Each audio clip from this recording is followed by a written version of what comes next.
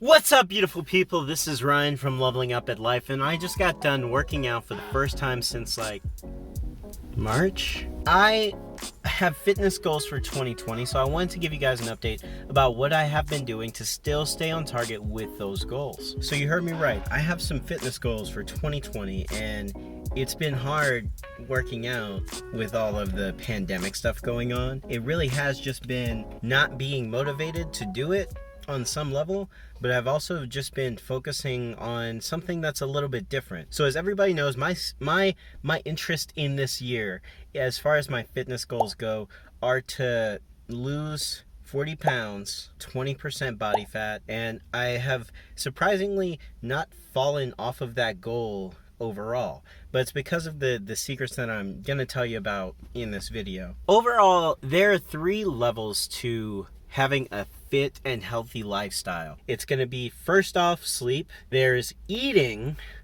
That's the next level down. Then exercise and movement. The things I've been focusing on this year have really just been revolving around eating and food. Eating is everything. My personal goal is to have more energy to do things that I believe are good for my body. That's the end all be all. So I've been looking into a couple of different things, and I'm coming up on different types of fad diets and whatnot. And ultimately, I'm not satisfied with just getting some kind of fad diet. I would like more of a understanding of when I eat something, here's what it does to my body, and here's how that has an impact over a long period of time. So looking at it on an overall perspective, I've just been focusing on all the food that comes into my body and making sure that lines up with a very specific calorie requirements with very specific macros, only focusing on the big ones: carbohydrates and sugars, fats, and proteins. I'm able to get an overall view of what's going into my body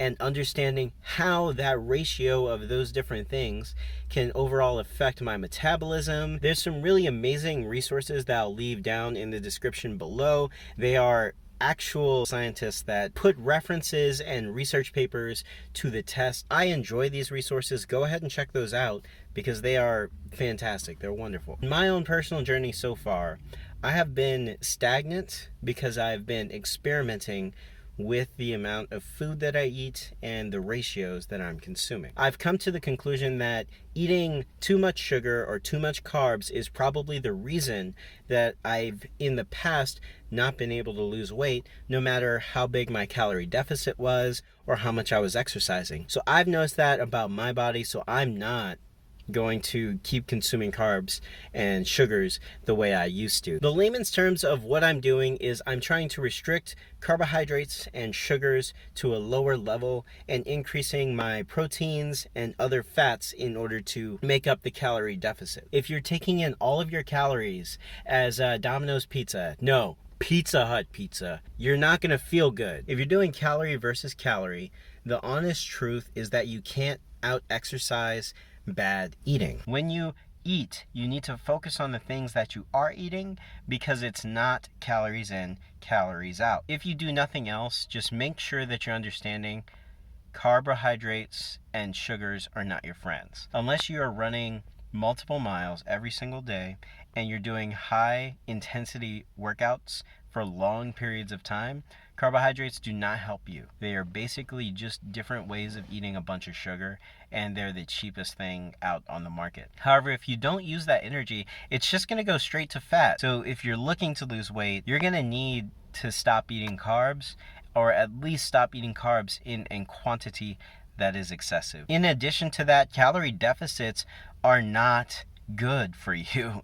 Calorie deficits just simply mean you're expending more energy than your body is taking in. If you keep doing that, you're going to hit a plateau in your weight loss journey and you're not going to be capable of losing any more weight. That's something I've noticed over a period of 5-6 years of trying to lose weight by myself after wrestling. The thing about reducing your calorie intake in order to lose weight is that at some point you're going to hit another plateau. When you hit that plateau, there's really not much more that you can do except restrict more calories. Not eating is not good for you, and not consuming the appropriate level of calories is only going to lead to you losing weight, hitting a plateau, having to stay at that loss of calories, and that's not a good time to me. And they don't lead to a healthy relationship with food. You want to have your body be as inefficient with these processes as possible. So when I say that, I mean you need to increase your metabolism. The way you increase your metabolism is by continuously changing up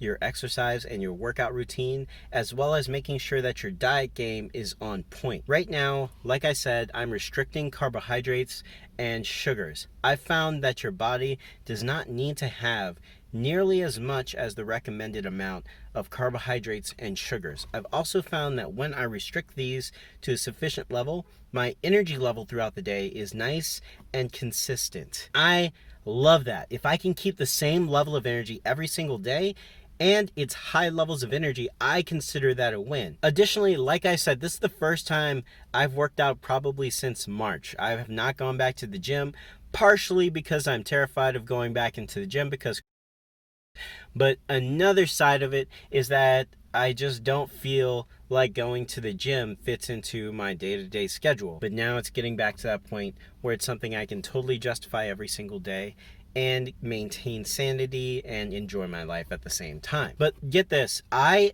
chose to focus on one of the major keys, one of the major stools first. When it comes to eating, you want to make sure you're getting the right ratio that is suitable for your body. And I don't know what that ratio is for you guys. I know that my body doesn't respond well to high sugar, high carbs. There's a number of resources down below. You can check those out if you're really interested. I'm not really good at biology in any sense. I was really good at math and I'm good at problem solving, but when it comes to human biology, I'm pretty basic. They can speak to it a lot better than I can. And from my personal experience, I used to have a really bad relationship with the foods that I eat. I grew up in a house where eating meat plus rice plus gravy was a whole meal. Pretty much rice was the filler, so you ate a lot of rice with all the foods. Understanding what my balance is for my body through experimentation and doing a little bit of research, enough to where I understand it, and I have had to watch these videos and read some of these articles multiple times to understand it on a level that I can feel confident in applying it to my life.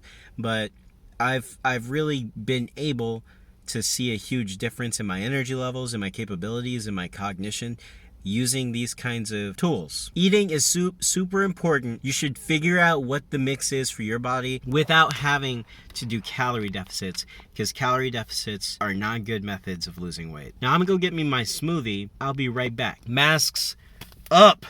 CT? Man, that was not hard.